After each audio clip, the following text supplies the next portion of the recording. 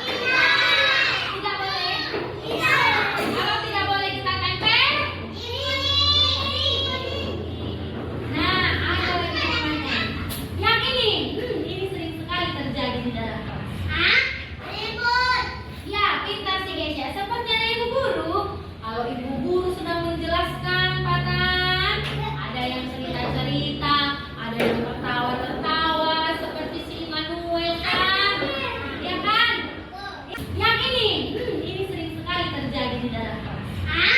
Ribut. Ya, pintar sih Gesya. Sepertinya ibu guru. Kalau ibu guru sedang menjelaskan, Patan, ada yang cerita-cerita, ada yang tertawa-tertawa, seperti si Manuel kan? Ya kan? Ini perbuatan baik, perbuatan yang boleh atau tidak boleh? Tidak boleh. Kita tempelkan ke perbuatan. Nah, ini dia. Coba lihat, ada 5 gambar di sini, Patan. Tuh. Yang pertama, mereka bermain bersama. Boleh atau tidak boleh? Boleh. Tertib di kelas, boleh atau tidak boleh? Boleh. Menyontek. Tidak boleh. Mengejek kawan. Tidak boleh. Ini mengejek kawan. Itu boleh. Ini berantem, berkelahi. Boleh? Tidak boleh. Oke. Duduk yang sportif, yang rapi, biar dibuka kertasnya. Saya, Manuel, nanti kertasnya ada yang 3, ada yang 4. Gak sama ya? Gak apa-apa ya, nak? Ada yang 3, ada yang 4. Gak apa-apa ya? Ayo, biar ibu bagi. Ibu bagi, nanti ibu panggil satu-satu. Oke.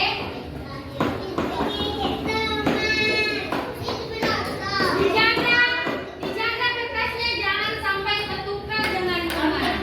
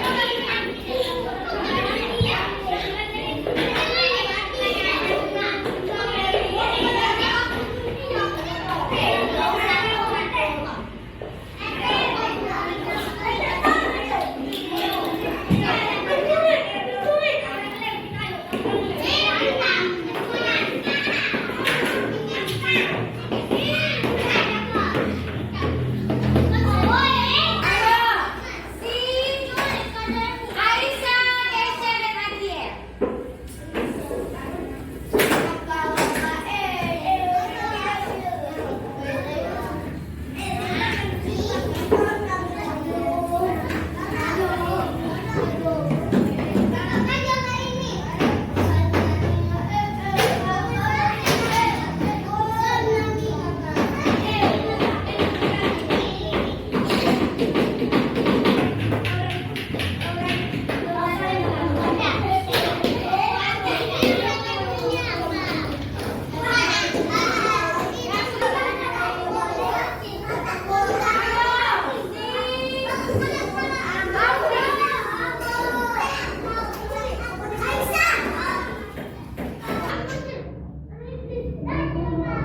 Ayo bikin laut.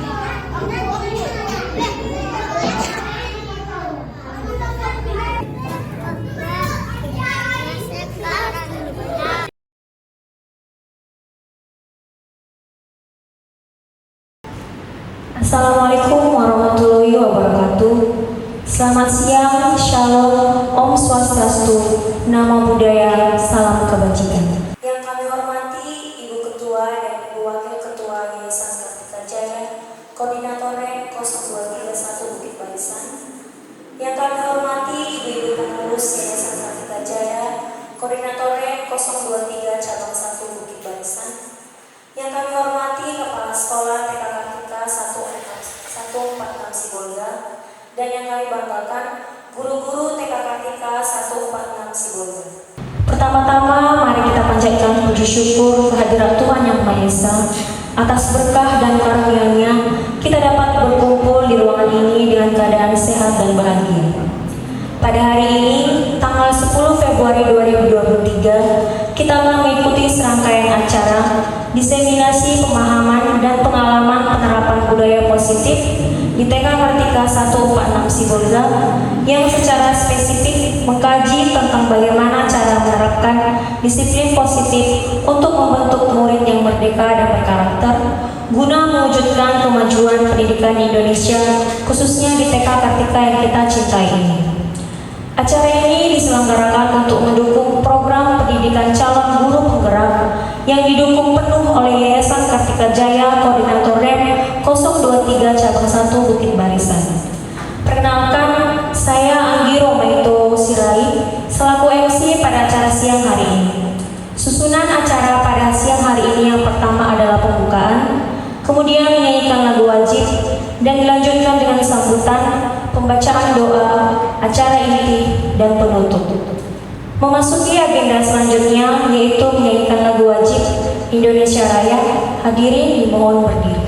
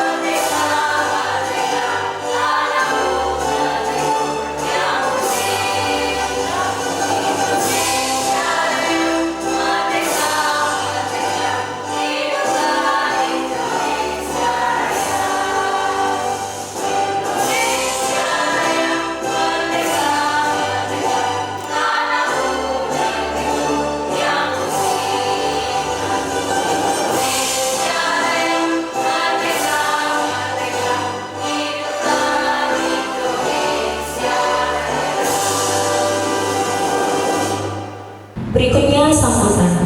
Sambutan yang pertama akan disampaikan oleh Ibu Busra Slitonga SPD selaku Kepala Sekolah TK Kartika 146 Sibolga. Kepada Ibu dipersilakan. Assalamualaikum warahmatullahi wabarakatuh. Waalaikumsalam warahmatullahi wabarakatuh. Alhamdulillahirabbil alamin wassalatu wassalamu ala asrafil anbiya'i wal mursalin wa ala alihi wa sahbihi ajmain amma ba'du. Selamat siang dan salam sejahtera buat kita semua. Yang saya hormati Ibu Ketua Yayasan Persit Kartika 146 Sibolga. Yang saya hormati Ibu Wakil Ketua Yayasan Persit Kartika 146 Sibolga. Yang saya hormati Ibu-ibu pengurus Yayasan Kartika 146 Sibolga. Dan yang saya banggakan adalah Ibu Guru TK Kartika 146 Sibolga. Puji syukur kita panjatkan kehadirat Allah Subhanahu wa Ta'ala yang mana telah melimpahkan rahmat dan hidayahnya kepada kita agar kita bisa dipertemukan dalam kegiatan diseminasi pemahaman dan pengalaman penerapan budaya positif di TK Kartika 146 Sibolga pada siang hari ini, di mana kegiatan ini diselenggarakan oleh dan untuk mendukung program guru penggerak di sekolah TK Kartika Sibolga. Saya mengucapkan banyak terima kasih kepada Ibu Ketua dan Ibu Wakil Ketua beserta pengurus yayasan yang telah memberi dukungan penuh sehingga kegiatan ini dapat berlangsung dengan baik. Semoga kegiatan ini dapat memberi manfaat bagi kita semua, khususnya bagi kami guru TK Kartika 146 untuk memajukan dan meningkatkan mutu pendidikan di sekolah TK Kartika 146 yang kita cintai. Demikian yang dapat saya sampaikan. Akhir kata saya ucapkan terima kasih. Wabillahi taufik wal hidayah. Assalamualaikum warahmatullahi wabarakatuh. Selanjutnya, sambutan dan ketuk palu untuk membuka kegiatan diseminasi hari ini yang akan disampaikan oleh Ibu Murni selaku Wakil Ketua Yayasan Kartika Jaya Koordinator REM 023 Cabang 1 Bukit Barisan. Kepada Ibu dipersilakan. Assalamualaikum warahmatullahi wabarakatuh.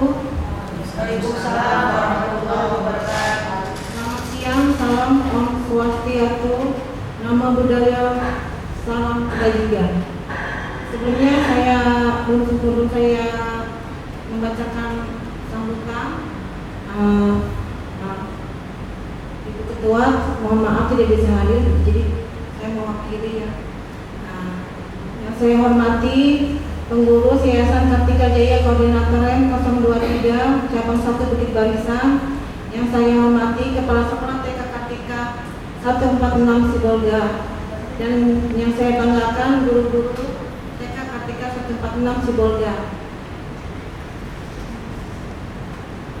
Pertama-tama marilah kita panjatkan puji dan syukur kehadirat Allah Subhanahu wa taala yang telah melimpahkan rahmat, taufik dan hidayahnya sehingga kita bisa berkumpul di tempat ini dalam keadaan sehat. Senang sekali pada kesempatan ini kita telah dipertemukan dalam kegiatan diseminasi pemahaman dan pengalaman penerapan budaya positif di TK Kartika 146 Sibolga yang diselenggarakan untuk program guru penggerak, di mana program ini diharapkan dapat menciptakan pemimpin pembelajaran yang berpusat pada murid, yaitu guru-guru terbaik yang terpanggil untuk mendorong perubahan pendidikan negeri ke arah yang lebih baik.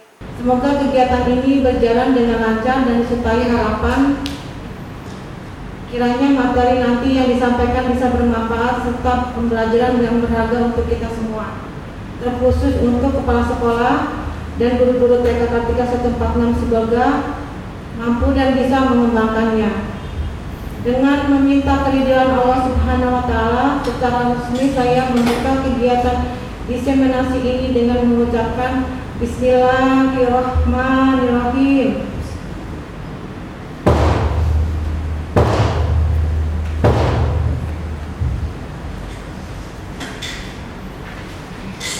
Saya berharap semua ibu-ibu mengikuti dari awal hingga akhir kegiatan ini dan dapat berjalan dengan tertib dan lancar.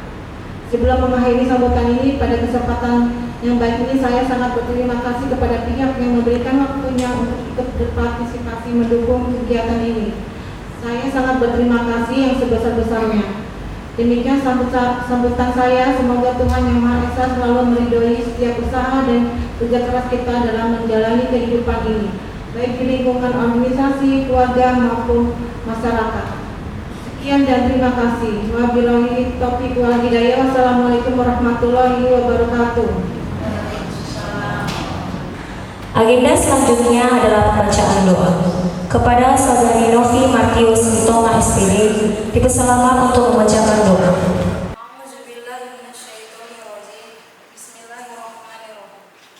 Alhamdulillahirabbil alamin wassalatu wassalamu ala asrofil anbiya'i wal mursalin wa ala alihi wa sahbihi ajma'in. Amma ba'du. Ya Allah, ya Tuhan kami, terima kasih atas kesehatan dan rahmat yang telah Engkau berikan sehingga kami dapat berkumpul dalam kegiatan diseminasi pemahaman dan pengalaman penerapan budaya positif di TK Kartika 146 yang kita cintai ini. Ya Allah, ya Tuhan kami, rahmatilah yayasan kami agar yayasan kami dapat selalu mendukung kegiatan yang akan kami laksanakan dalam mengembangkan kegiatan kami di sekolah. Ya Allah, ya Tuhan kami, Berikanlah kesehatan dan kekuatan kepada ibu guru, calon guru penggerak kami agar selalu semangat dalam melaksanakan tugas yang dibebankan kepadanya. Rabbana atina fid dunya hasanah wa fil akhirati hasanah wa qina azabannar. Walhamdulillahirabbil alamin. Acara inti yaitu pemaparan materi sekaligus diskusi dan tanya jawab. Materi ini akan disampaikan oleh Ibu Ferida Ronauli Rumabutar SPD selaku calon guru penggerak angkatan ke-7. Kepada Ibu dipersilakan. Baik, terima kasih atas waktu yang diberikan.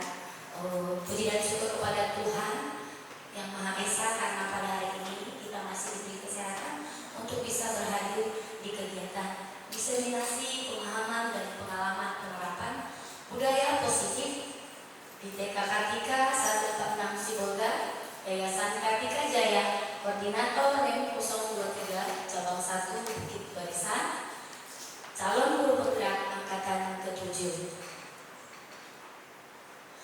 Selamat datang ibu guru hebat dan pengurus yayasan.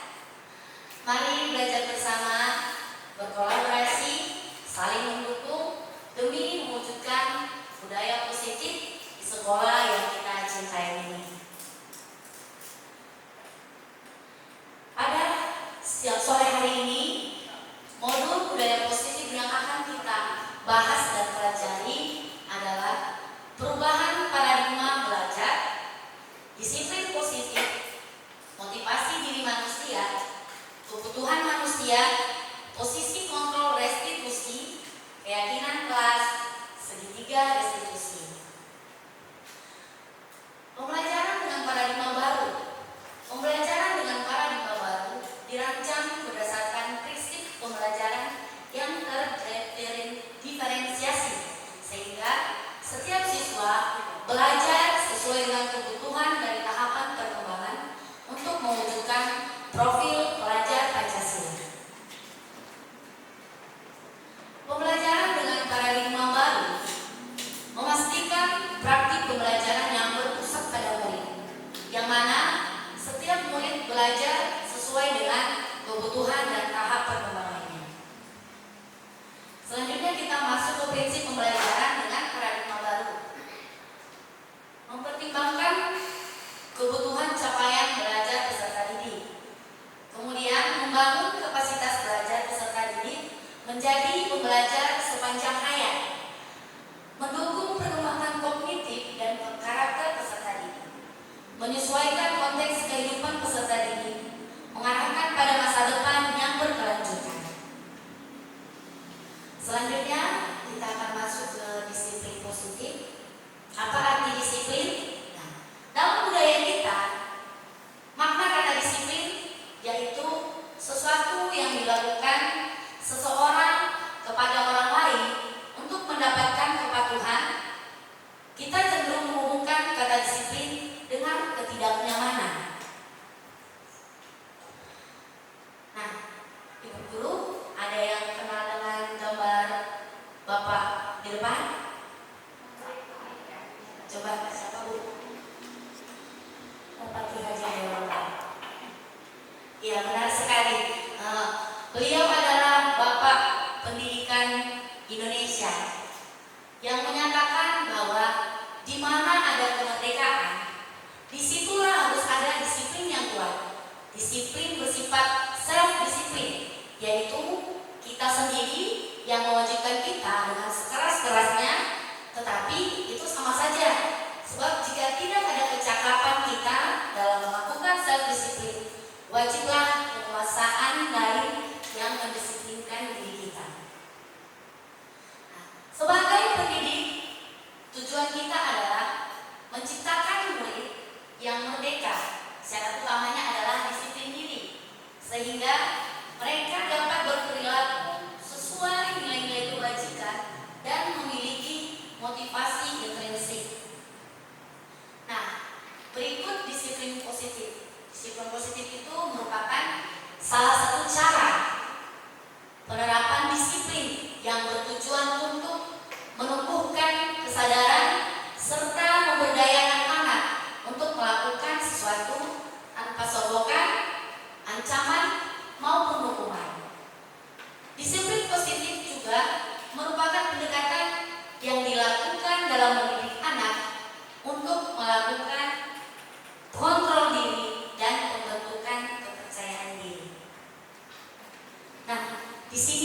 disiplin positif sekolah merupakan pendekatan pedagogi yang didasarkan pada kekuatan tindakan positif, rasa tanggung jawab atau konsekuensi, pemahaman metodologis, dialog, penghargaan terhadap hak dan kebutuhan perkembangan anak.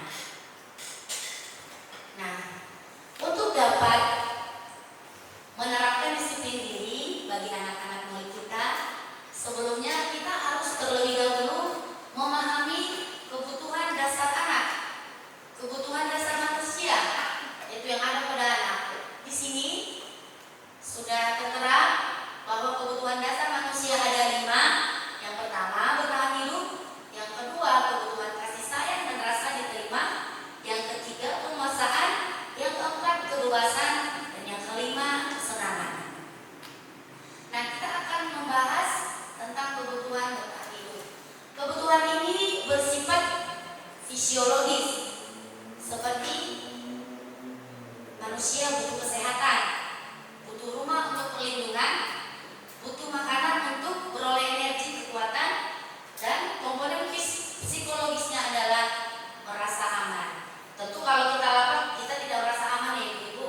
Ketika kita kepanasan, kita kehujanan, kita tidak merasa aman. Nah, selanjutnya cinta dan kasih sayang disebut sebagai kebutuhan psikologis yang meliputi kebutuhan akan koneksi sosial, memberi dan menerima kasih sayang, dan merasa menjadi bagian atau tergabung dengan sebuah kelompok. Nah, ketika ada anak yang merasa kecut hati dalam sebuah permainan, pernah nggak ibu guru mendapati anak menangis? Ibu guru, aku nggak ditemenin, aku dipecat. Pernah nggak seperti itu guru menjumpai anak seperti itu? Nah, berarti anak tersebut memiliki kebutuhan cinta dan kasih sayang. Nah, kemudian kebutuhan kebebasan. Dalam hal ini dibutuhkan kemandirian, memiliki pilihan untuk mengatur hidupnya sendiri. Pada anak-anak biasanya ingin banyak bergerak, ingin mengetahui hal baru, dan tidak ingin mempengaruhi orang lain. Kebebasan ini berhubungan dengan kebutuhan untuk mengaktualisasikan diri, untuk tampil sesuai dengan apa yang diinginkan. Nah, kebutuhan ini Ibu bisa kita temui pada anak yang aktif. Ketika kita membuat sebuah permainan melompat, dia maunya merayap. Ketika kita memberikan tugas mewarnai, kita sudah tentukan warnanya nih, warna laut harus ini. Tapi dia berimajinasi menggunakan warna kesukaannya. Dan ketika memilih permainan, dia bisa, temannya sudah pada memilih permainan yang sama, tetapi dia memilih permainannya sendiri. Maka dapat dipastikan anak tersebut memiliki kebutuhan kebebasan. Kemudian selanjutnya kebutuhan kesenangan. Hal ini membutuhkan rasa gembira, tertawa, dan bermain. Anak-anak biasanya ingin menikmati apa yang mereka lakukan. Jika mereka melakukan apa yang mereka sukai, anak-anak dapat berkonsentrasi dengan serius. Kebutuhan ini juga berhubungan dengan bersosialisasi, yaitu senang bermain dengan teman, memiliki teman yang memiliki kesukaan yang sama. Nah, hal ini juga terdapat pada anak yang apapun yang dikerjakan dia selalu gembira, tidak merasa ada masalah.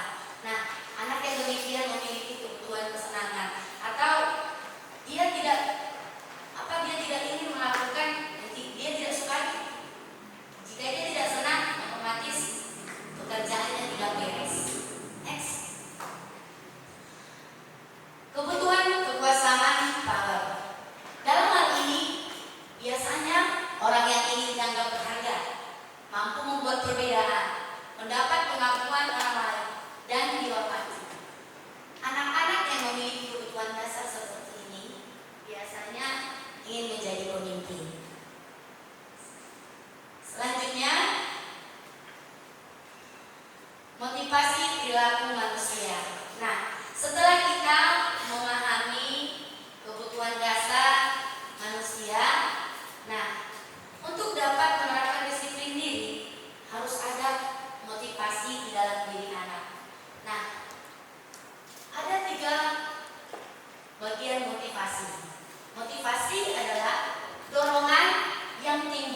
pada diri seseorang secara sadar ataupun tidak sadar untuk melakukan tindakan dengan tujuan tertentu. Yang pertama, motivasi menghindari ketidaknyamanan dan hukuman. Pada motivasi ini, murid tetap melakukan disiplin ini, tapi hanya karena takut dihukum. Ini adalah tingkatan terendah dari motivasi perilaku manusia.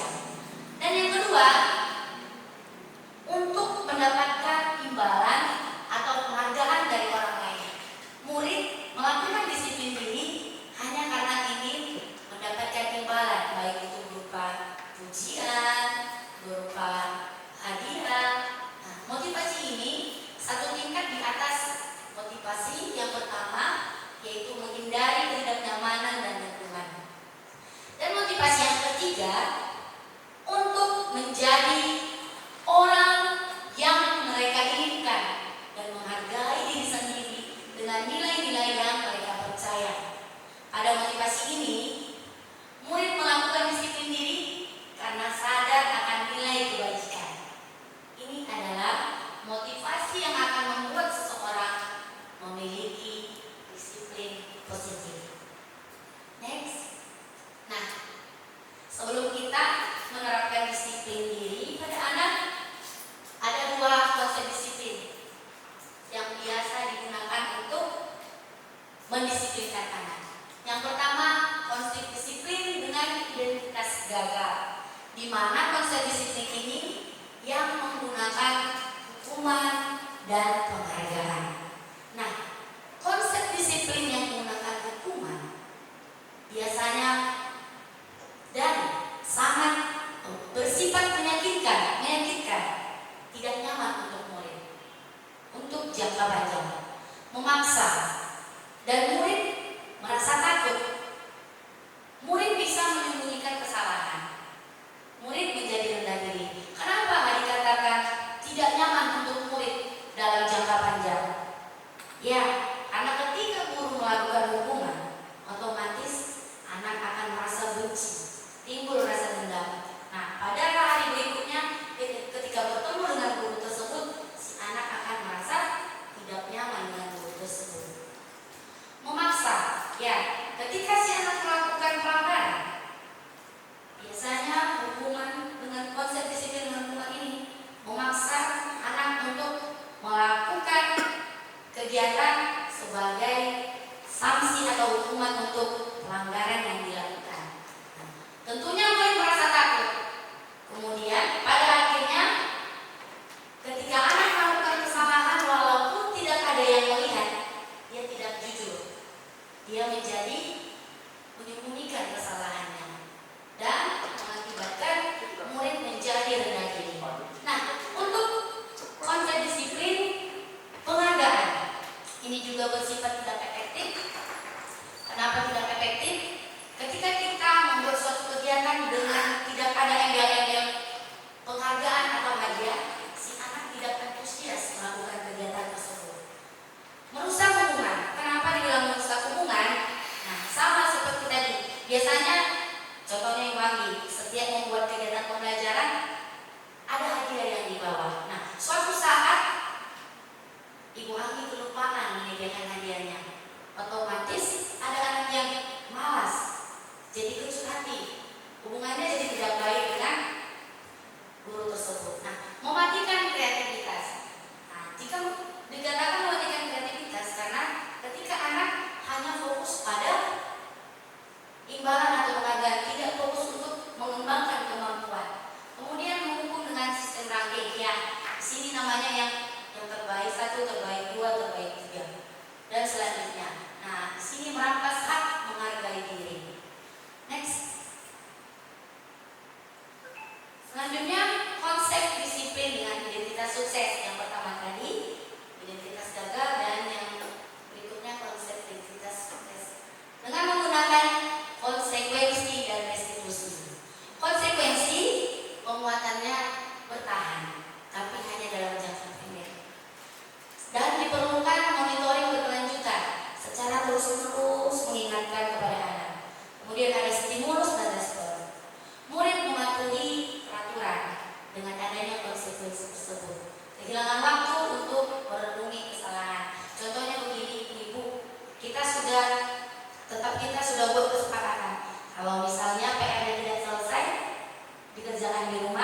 bisa dikerjakan di waktu bermain. Jadi waktu bermainnya dihabiskan untuk mengerjakan PR. Nah, itu kesepakatan menggunakan konsekuensi, sehingga dia tidak merasa bersalah. Ketika dia melakukan kesalahan tidak mengerjakan PR, bisa kok dikerjakan pas waktu bermain. Untuk restitusi, nah pada konsep menggunakan restitusi, murid bertanggung jawab untuk perilakunya. Karena dengan restitusi kita bisa menyadarkan anak bahwa perilaku yang telah diperbuat itu adalah salah, sehingga dia menyadari itu tidak benar untuk dilakukan. Fokus pemecahan masalah jangka panjang. Dengan menggunakan restitusi, si anak bisa paham, oh berarti kegiatan yang saya lakukan hari ini tidak bagus. Maka hari ke depan ketika si anak bertemu dengan kegiatan seperti itu, hampir melakukan, dia tersadar, oh tidak bisa seperti itu. Kemudian murid menghormati dirinya dan orang lain. Nah, konsep ini menggunakan teori kontrol dirinya yang menggunakan kontrol. Jadi pada konsep ini kita menerapkan pada anak agar dia bisa menguasai dirinya sendiri. Nah, dengan menyadari kesalahannya, murid menjadi bersemangat untuk memperbaiki kesalahan yang telah diperbuat. Next. Nah, setelah kita memahami konsep disiplin, untuk dapat hal yang terbaik dari keempat tadi, sudah tentu restitusi yang disebut. Nah, di sini ada pendekatan restitusi. Restitusi adalah proses menciptakan kondisi bagi murid untuk memperbaiki kesalahan mereka, sehingga mereka bisa kembali pada kelompok mereka dengan karakter yang lebih baik. Restitusi juga merupakan proses kolaboratif yang mengajarkan murid untuk mencari solusi untuk masalah mereka dan membantu murid berpikir tentang orang seperti apa yang mereka inginkan dan bagaimana mereka harus memperlakukan orang lain. Ciri-ciri restitusi. Restitusi bukan menebus kesalahan atau bukan malah menyalahkan. Kemudian memperbaiki hubungan dan merupakan tawaran, bukan paksaan. Jadi pada restitusi ini kita menawarkan pada anak untuk menyadari apa yang telah diperbuatnya, bukan memaksa kamu harus begini. Jadi tidak ada lagi kalimat paksaannya ibu-ibu, menuntut anak untuk melihat ke dalam dirinya apa yang sudah diperbuatnya. Kemudian mencari kebutuhan dasar yang mendasari tindakan. Itu tadi yang sudah kita bahas. Kebutuhan dasar apa yang mengakibatkan si anak melakukan pelanggaran tersebut. Nah, fokus pada karakter, bukan tindakan atau pelanggaran yang dilakukan. Kemudian menguatkan dan fokus pada solusi. Next Pak. Nah, perbedaan konsep disiplin pada anak tidak mengerjakan PR. Nah, ini tadi hukuman, konsekuensi dan restitusi. Pada sebuah kasus anak tidak mengerjakan PR. Nah, pada konsep disiplin hukuman, guru menghukum anak berdiri di depan kelas atau hukuman apa? Yang hukuman itu ditetapkan atau dibentuk sendiri oleh guru. Guru membuat kebijakan sendiri, tidak ada kesepakatan antara guru dan murid. Guru merasa marah. Nah, konsep disiplin yang menggunakan hukuman ini, guru merasa marah, dan otomatis kalau kita marah, anak-anak pasti takut ya ibu. Kita saja kalau orang dewasa dimarahi pasti takut. Nah, untuk konsekuensi, guru memberikan konsekuensi mengerjakan PR pada saat jam istirahat. Nah, sebelum pelanggaran terjadi, si guru dan si anak sudah membuat kesepakatan. Ayo, ini PR-nya ya nak. Kalau tidak dikerjakan, apanya, hukumannya, apa sanksinya ya, apa yang dilakukan. Kita bisa diucapkan seperti pada anak, maka ditemukan lalu kesepakatan kalau tidak mengerjakan PR di rumah, maka waktu bermain digunakan untuk mengerjakan PR. Nah, pada konsekuensi ini, guru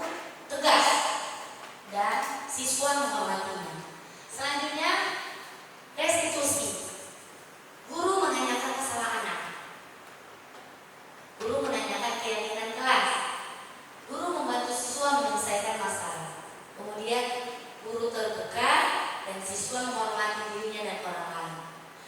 Next.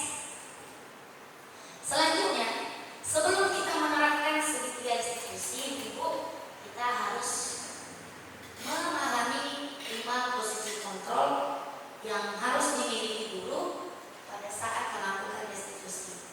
Yang pertama, penghukum, kemudian yang kedua, pembuat merasa bersalah, dan yang ketiga, teman, yang keempat, posisi kontrol pemantau, dan yang kelima, posisi kontrol manajer. Nah, untuk posisi kontrol penghukum biasanya menggunakan hukuman fisik maupun verbal. Ciri khasnya menggunakan nada yang suara tinggi, nada marah, bahasa tubuhnya marah ngotot. Coba kalau kita marah gak ada yang senyum kan Bu? Kalau marah penuh emosi. Nah, pada posisi kontrol ini guru senantiasa percaya bahwa hanya cara dia yang bisa melakukan pembelajaran itu berhasil. Hanya satu cara, hanya kebijakan dia. Itu untuk posisi kontrol penghukum. Selanjutnya posisi kontrol teman. Nah, pada posisi kontrol teman tidak ada kata menyakiti. Bahasanya merangkul. Tapi tetap mengontrol murid melalui pendekatan persuasif. Terjalin hubungan yang baik antara guru dan murid. Nah, ciri khas kontrol teman itu menggunakan nada suara yang ramah, lembut, akrab, bahkan bisa juga menggunakan kalimat bercanda. Bahasa tubuh guru dekat dengan murid dengan tersenyum atau memeluk murid bisa. Next, selanjutnya pembuat merasa bersalah. Nah, pada posisi ini guru akan bersuara lebih lembut dari teman tadi. Tidak ada kata bercanda. Nah, dengan membuat posisi kontrol pembuat merasa bersalah ini, murid menjadi merasa bersalah dan merasa gagal, rendah diri dan tidak sanggup membahagiakan orang lain. Murid memendam perasaan dan bisa menyakiti dirinya sendiri. Kemudian posisi kontrol pemantau. Nah, posisi kontrol pemantau mengandalkan catatan, data yang dapat digunakan sebagai bukti. Ciri khas pemantau menggunakan suara yang datar, bahasa tubuh yang formal, tegas dan ibu. Kemudian dengan posisi ini, murid dapat memahami konsekuensi yang harus dijalankan karena melanggar suatu peraturan sekolah. Next. Nah, posisi kontrol manajer. Pada posisi ini, guru berbuat sesuatu dengan murid. Jadi tidak ada kebijakan sendiri, kebijakan sepihak ya Bu, tapi kebijakan bersama. Guru mempersilahkan murid mempertanggungjawabkan perilakunya. Kemudian mendukung murid untuk menemukan solusi atas permasalahannya sendiri. Jadi dengan posisi kontrol manajer ini, kita secara tidak langsung mengajak anak untuk bisa menyelesaikan masalahnya sendiri. Dia bisa memecahkan atau menemukan solusi dari masalahnya sendiri. Kemudian tugas manajer bukan mengatur perilaku anak, namun mengarahkan, membimbing anak untuk dapat mengatur dirinya sendiri, untuk dapat mengelola emosinya. Kemudian seorang manajer memiliki keterampilan di posisi teman dan pemantau. Nah, posisi teman tadi menggunakan bahasa yang ramah, dekat dengan murid, dekat dengan anak-anak, kasih, memeluk. Nah, tapi dengan tetap pemantau, yaitu tegas. Nah, ciri khas manajer suara lembut dan tulus. Next. Nah, di sini ada contoh nada kalimat yang sering dipakai pada 5 posisi kontrol ketika kasus siswa datang terlambat. Pada kasus siswa datang terlambat. Nah, posisi kontrol penghukum biasanya selalu menggunakan kamu selalu aja terlambat. Selalu, pasti selalu datang paling akhir. Itu biasanya yang digunakan. Mungkin masih banyak bahasa yang sudah sering kita lontarkan. Jujur ya ibu-ibu, kita pasti pernah di posisi ini kan ibu-ibu. Posisi penghukum saya juga. pernah menjadi posisi ini dan membuat merasa bersalah. Kita posisikan anak merasa bersalah dengan bahasa contohnya, kamu bagaimana ya? Kamu kan sudah janji sama guru gak terlambat lagi. Kenapa terlambat lagi sayang? Tuh. Terus kenapa sih kamu senang sekali membuat ibu guru kecewa? Tentu dengan bahasa seperti itu anak merasa, wah, ibu guru udah kecewa, aku sudah tidak baik. Pasti si anak merasa rendah diri. Kemudian untuk teman, ya sudah, misalnya si anak terlambat, ya sudah gak apa-apa, masuk aja sayang, atau silakan duduk, lain kali jangan diulang ya. Itu paling bahasanya untuk posisi kontrol teman. Ibu-ibu sering yang melakukan posisi kontrol teman. Iya. Kemudian posisi kontrol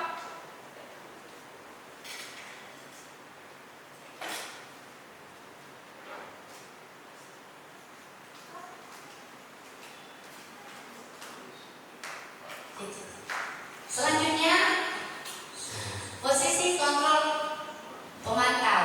Nah, di sini guru yang menggunakan posisi kontrol pemantau biasanya menggunakan apa yang kamu lakukan. Kamu tahu kan peraturannya jika melakukan hal itu? Kamu tahu kan apa sanksi dan konsekuensinya?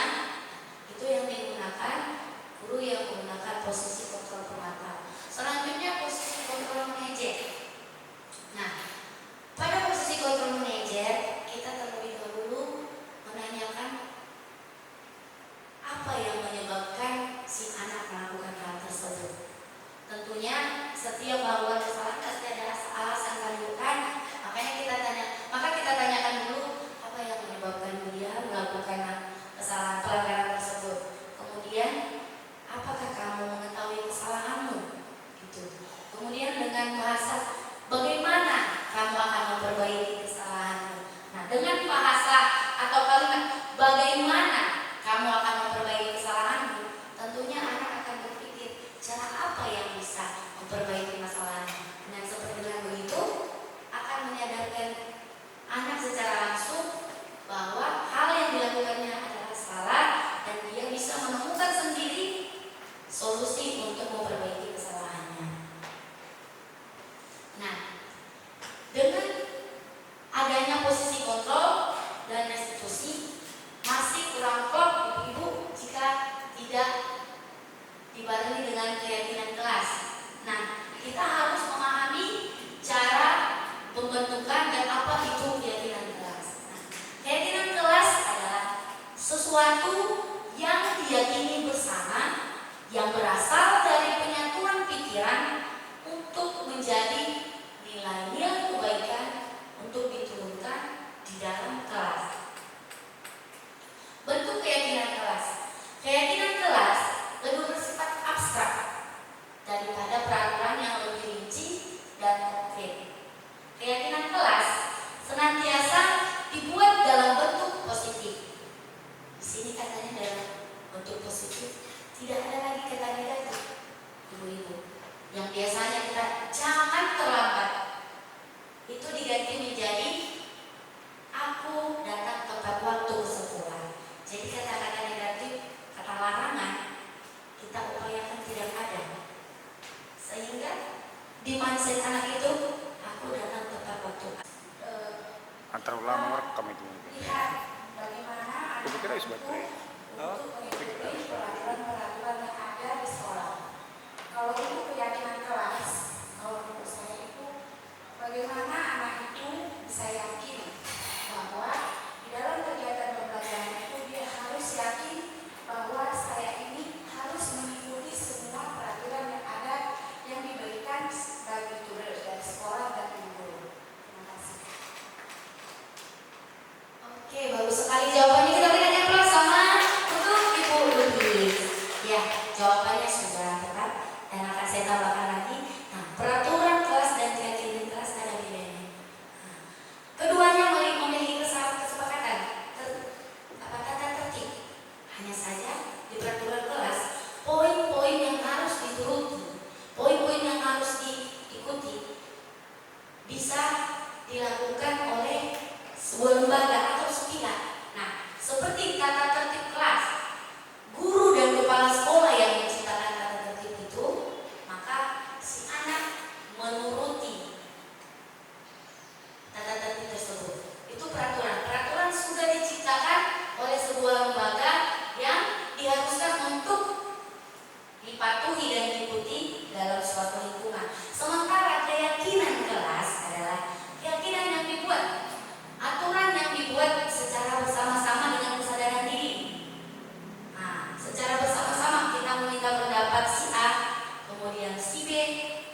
kita simpulkan sehingga kita merasa bahwa itu milik kita bersama. Itu keyakinan dari hasil pikiran kita bersama, sehingga secara langsung si anak bisa mematuhi dan mengikuti keyakinan kelas tersebut dengan keyakinan dirinya sendiri. Itu tadi Ibu, peraturan dan keyakinan kelas.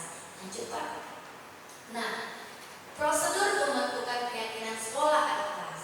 Yang pertama, mempersilahkan warga sekolah atau murid untuk bercurah pendapat tentang peraturan yang perlu disepakati. Nah, kita walaupun masih anak TK, mungkin di SD, SMP, SMA mereka sudah bisa menuliskan pendapatnya atau mengutarakan pendapatnya. Kalau di TK, kita bisa melalui sebuah gambar. Kita bisa buat gambar-gambar kecil. Di dalam gambar tersebut berisi tentang kegiatan-kegiatan atau hal-hal yang boleh atau tidak boleh dilakukan di lingkungan sekolah dan kelas. Nah, mereka bisa tahu mana yang boleh dan tidak boleh. Kemudian mencatat semua masukan-masukan. Ya, seperti tadi, anak-anak kita kan anak TK belum bisa menuliskan apa pendapatnya, maka bisa menggunakan dengan flipchart atau kartu gambar. Kemudian yang ketiga, menyusun keyakinan kelas. Sekolah sesuai prosedur pembentukan keyakinan kelas dengan mengganti kata negatif menjadi positif. Contoh, jangan berlari di kelas. Kita akan menggantinya menjadi berjalanlah di kelas. Kemudian yang keempat, tinjau kembali daftar curah pendapat. Setelah kita mengumpulkan pendapat dari masing-masing anak, kita tinjau mana yang layak dan mana yang tidak layak untuk dibuat jadi keyakinan kelas. Nah, kemudian kita tinjau ulang keyakinan kelas sekolah dan kita setujui secara bersama-sama. Kemudian setelah keyakinan sekolah terbentuk, bisa dilekatkan di dinding kelas, tempat yang mudah dilihat semua warga kelas. Lanjut Pak. Nah, berikut contoh kegiatan membuat keyakinan kelas. Nah, terlihat jelas ya Ibu, pada video yang di bawah ini guru menampilkan gambar kegiatan atau hal-hal yang boleh dan tidak boleh dilakukan di lingkungan sekolah maupun lingkungan kelas. Nah, setelah kita menjabarkan kegiatan-kegiatan yang ada pada gambar tersebut, kita boleh membagi pada anak berupa kepingan-kepingan gambar. Nah, setelah anak dibagi kepingan-kepingan gambar, anak boleh menempelkan pada kertas atau tempat yang sudah kita sediakan untuk perbuatan yang boleh dan perbuatan yang tidak boleh. Nah, dengan demikian si anak merasa, oh dia ada pendapatnya, dia juga dilibatkan dalam hal ini. Nah, beginilah sekilas atau sedikit cara untuk pembentukan kelas yang bisa kita terapkan di sekolah kita. Next.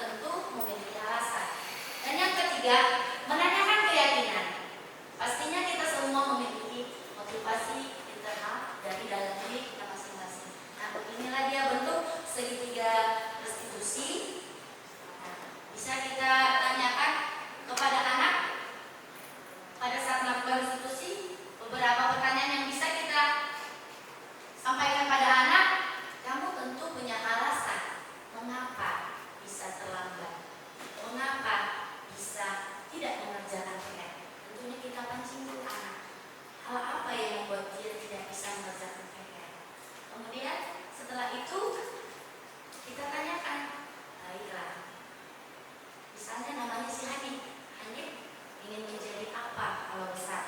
Misalnya dia bilang mau jadi tentara, nah kita bisa bilang, kita bisa kaitkan kalau mau jadi tentara tidak boleh datang terlambat, harus tepat waktu. Kita sehingga dia, oh ya, dia bisa memahami sendiri tanpa ada unsur paksaan. Kemudian kita lanjutkan menanyakan keyakinan kelas tadi yang sudah disepakati bersama.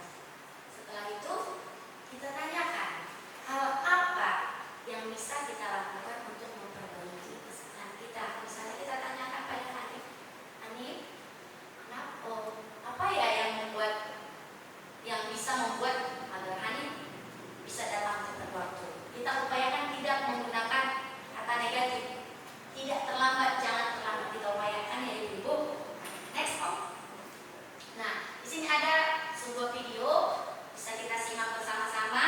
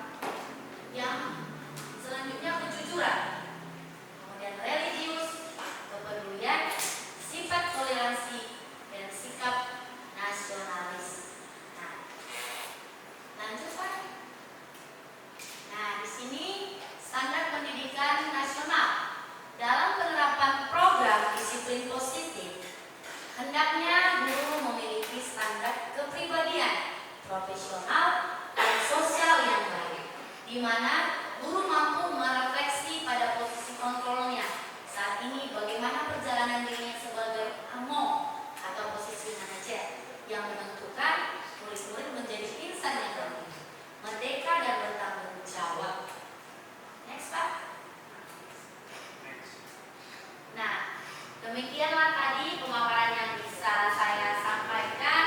Mudah-mudahan kita yang awalnya menggunakan posisi kontrol penghukum atau teman, kita bisa menggunakan posisi kontrol manajer dan kita berusaha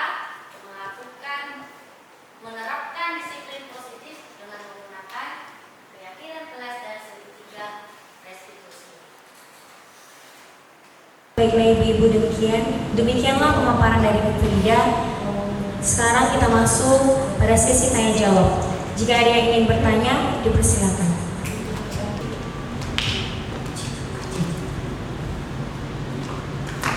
Saya mau bertanya, di kelas yang saya aku ada seorang anak yang bernama Franz, suka terlambat ke sekolah. Sudah kita beri pengertian agar tidak terlambat. Bagaimana cara kita agar bisa mendisiplinkan Franz? Ya, terima kasih atas pertanyaannya. Baik, nah seperti yang di video tadi, Bu, kita perlu keyakinan kelas. Setelah kita berkeyakinan kelas, kita terapkan segitiga restitusi. Kita ajak si anak berbuat, kan? Kita berinteraksi, kita tanyakan apa sebabnya dan bagaimana hal-hal apa yang bisa dilakukan si Franz untuk bisa membuat si Franz tidak terlambat lagi, seperti tadi sama yang kasusnya sama si Melody. Dan kalau kita dengan menggunakan restitusi masih saja terlambat, mungkin kita bisa langsung menjumpai orang tuanya, kita langsung ke lokasi ke rumah, kita diskusi atau sharing dengan orang tuanya apa yang menyebabkan si Franz bisa terlambat. Kita bisa tanyakan, kita bisa berikan solusi, mungkin dengan mendisiplinkan si Franz juga di rumah, karena kan disiplin itu akan berguna untuk si Franz nantinya. Oke, buat Ibu jawabannya. Terima kasih. Selanjutnya ada lagi yang mau bertanya, Ibu-Ibu? Baik Bu, terima kasih atas kesempatannya. Saya ingin bertanya, di kelas yang saya ampu ada anak atau siswa saya bernama Ciko. Dia selalu mengganggu temannya dia diganggu supaya ada temannya untuk berinteraksi, membuat kelas ini tidak dulu. Bagaimana cara kita untuk membuat dia tidak mengganggu temannya lagi? Terima kasih. Berarti Cikonya jahil ya? Suka ganggu teman. Ya, bisa juga kita lakukan dengan keyakinan kelas, kemudian segitiga restitusi. Nah, di segitiga restitusi ini kita mengajak kawannya yang tadi kejadiannya contohnya mengganggu teman, jadi bertengkar. Dia mengajak saya menjadi temannya untuk menjadi teman yang lebih baik. Nah,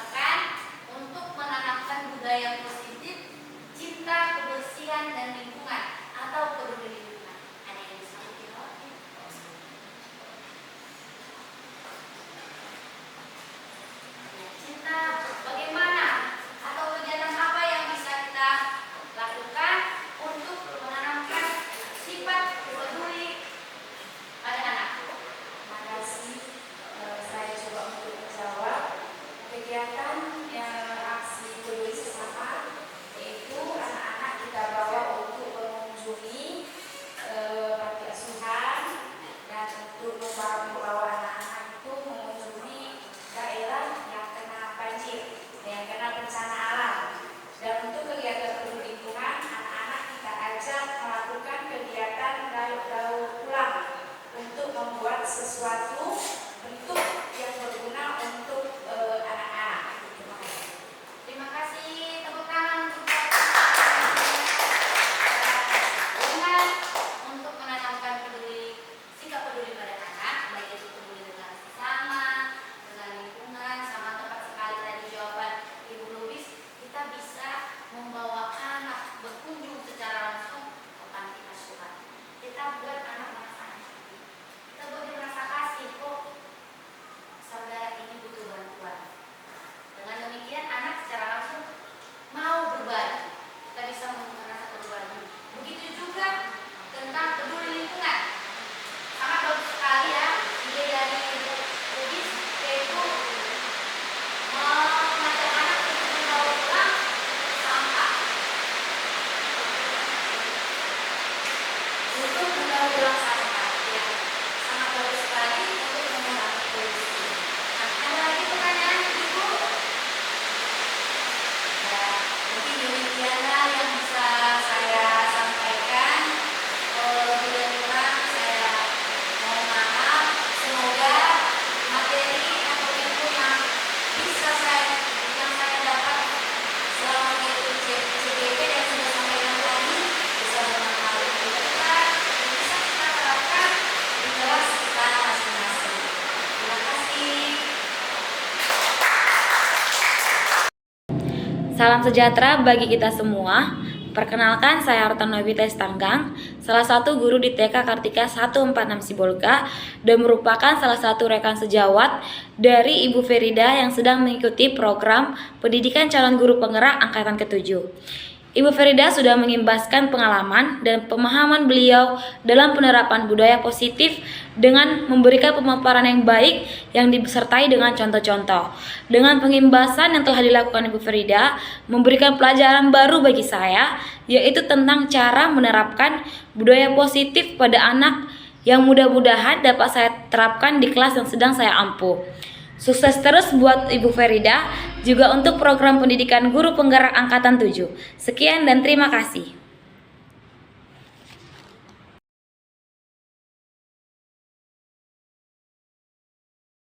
Semuanya, di sini kita bincang-bincang sebentar, yaitu dari berbagai sekolah saya mau ingin tahu tentang budaya positif yang pernah Ibu lakukan di sekolah. Ibu masing-masing, saya mulai dari Ibu TK dulu. Bagaimana Ibu dapat Ibu budaya positif yang telah ada ataupun yang diusahakan supaya Ibu sendiri Kalau saya di sekolah budaya positif kalau di TK pembiasaan karakter sudah kami lakukan, tapi yang akan seperti 5S itu sudah kami lakukan, di sini juga sudah kami lakukan, religiusnya juga sudah kami lakukan seperti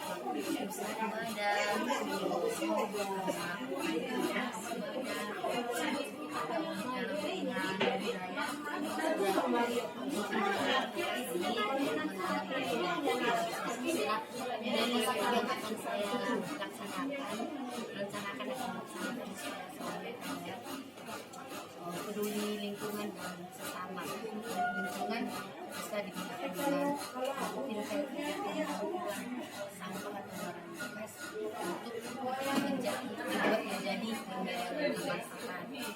Kemudian peduli sesama bisa berbagi lingkungan anak-anak yang akan ada menunjuk masalah ini adalah untuk pikirannya bisa dibagi dengan masyarakat dan lingkungan.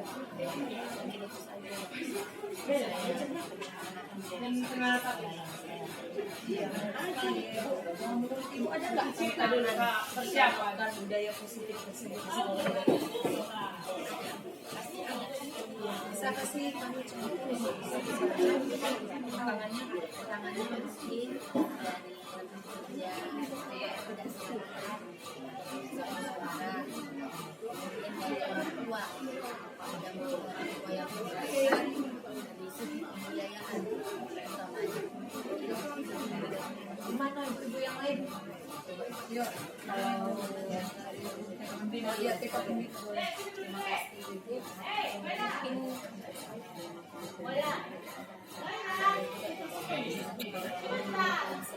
Mungkin ini yang sudah dilakukan itu sudah kebiasaan. Jadi yang akan dilakukan hari ini terutamanya kami menjaga lingkungan sekolah, sekitar sekolah, di lingkungan sekolah itu kebersihannya itu kami akan melaksanakannya sekali seminggu. Juga bersih dan itu kami akan mengajak orang tua dan para siswa. Jadi di situ kami bekerja sama menjaga kebersihan. Jadi bergotong royong. Memang di daerah lingkungan sekolah kita memang bersihnya memang sudah bersih lah, tapi ini akan kita optimalkan. Jadi ada penerapan budaya bersih itu bersama anak ya. Jadi waktu ibu melakukan budaya bersih itu ada nggak tantangannya itu, boleh diceritakan bersama kami. Terima kasih. Kalau masalah tantangan sangat ada, terutama mungkin sama seperti berbeda, kita sama tidak perhatikan, tidak sama apa yang kita inginkan tidak sejalan sama teman kita. Jadi yang kedua itu adalah orang tua siswa. Kadang kan orang tua siswa ini pikirnya kita dulu ini kan orang saya kan. Iya, jadi seolah-olah kan itu guru ini begini. Sementara kan kita melanjutkan budaya bersih ini bagaimana kita menjaga jadi itulah tadi kami mengajak pada orang tua. Jadi kami sebelum kami ajak itu kami lakukan dulu kami sosialisasi sendiri gimana? Kalau budaya positifnya sudah banyak dilakukan lah ya. Pertama kali 5S, yang kedua cuma bersih itu setiap kelas seminggu. Siswa itu penampilan, di sekolah, sama di kelasnya. Yang ketiga itu setiap hari Jumat kami laksanakan itu jalan santai. Nah, contohnya minggu ini kan kelas 7, minggu depan kelas 8, minggu depannya kelas 9. Nah, jadi di setiap akhir pagi kami juga melaksanakan penampilan siswa. Jadi mereka lebih percaya diri, menunjukkan kreativitasnya. Jadi tanpa dibimbing guru, mereka itu sudah mampu membuat produk sendiri. Jadi begitulah mereka dengan cara Yang ada tantangan enggak Bu dalam melaksanakan budaya bersih?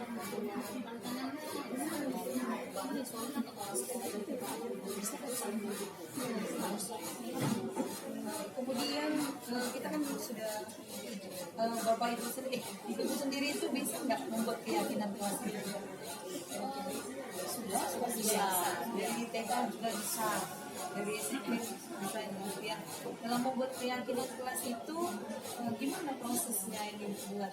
Apakah hanya dari ibu saja atau tantangan seperti itu? seperti pekerjaan ya anak-anak ya. Terus dalam keyakinan kelas itu kira-kira poinnya banyak tidak itu? Kalau saya itu ada 3 poin. Ada 3. Pertama itu kan bukan melaksanakan pikir secara sesuai dengan jadwalnya. Yang kedua menghargai teman sesama ya dengan cara tidak membuli. Yang ketiga itu ada berapa? Jadi ada 3 dari disimpulkan 3 laki-laki di kelas yang kami laksanakan yang disimpulkan di kelas itu. Kalau ibu sendiri, Kalau saya itu ada banyak sebenarnya, ada 7.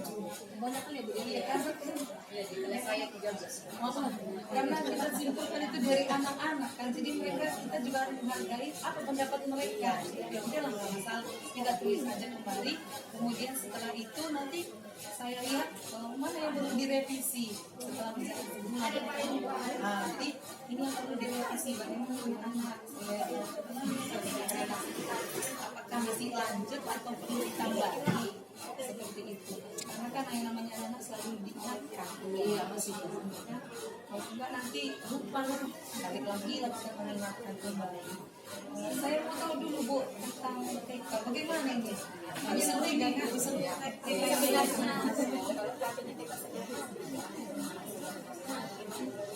yang seperti kita pelajari ya kan sebelum kita memberi sesuatu kita tanya dulu apa yang sampai ke anak-anak kita bukan apa-apa. Jadi memang anak-anak itu merespon, sangat merespon. Istilahnya gini, hari ini sekarang kita sudah bertemu coba dari guru kira-kira apa ya yang jelas yang kita perbuat. Kita setelah belajar itu saja ya. Jadi kalau berikan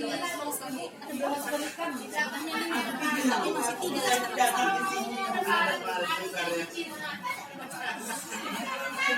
terutamanya meneruskan latih setelah digunakan ya kan. Jadi kita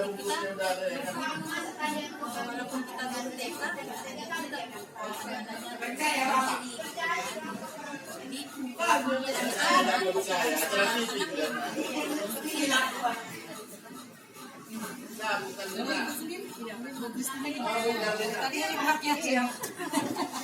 tadi masih 12 kelas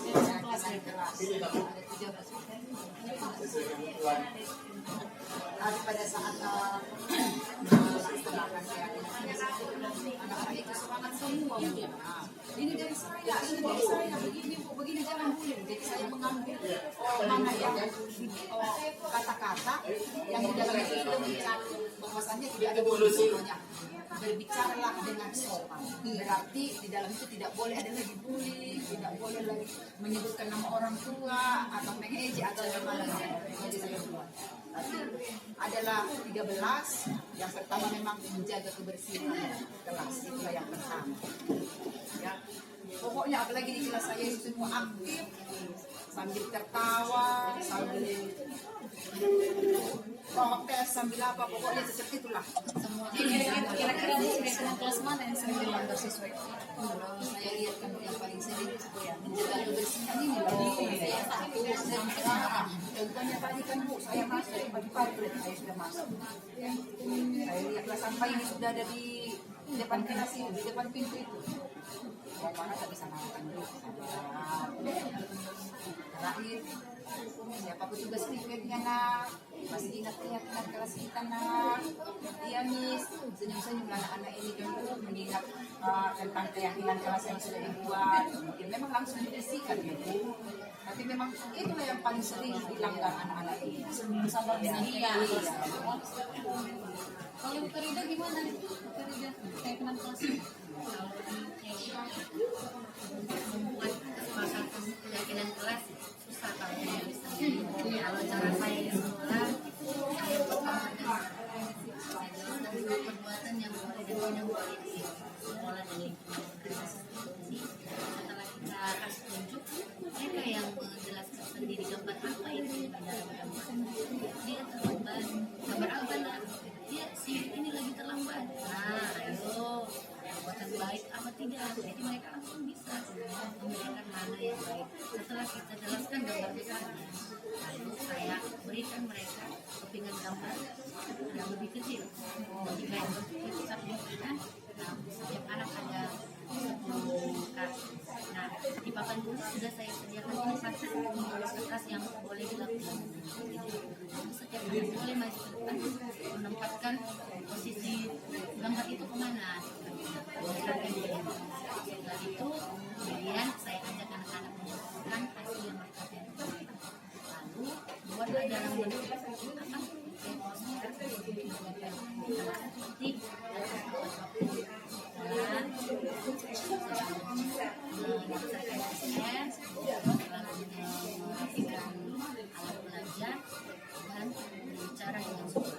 Karena kan di tugas kita jangan lagi ada kata negatif, jangan berlari. pelajari, jangan cepat upayakan, jangan ada masa melarang. Kita masanya mengajar. Gitu.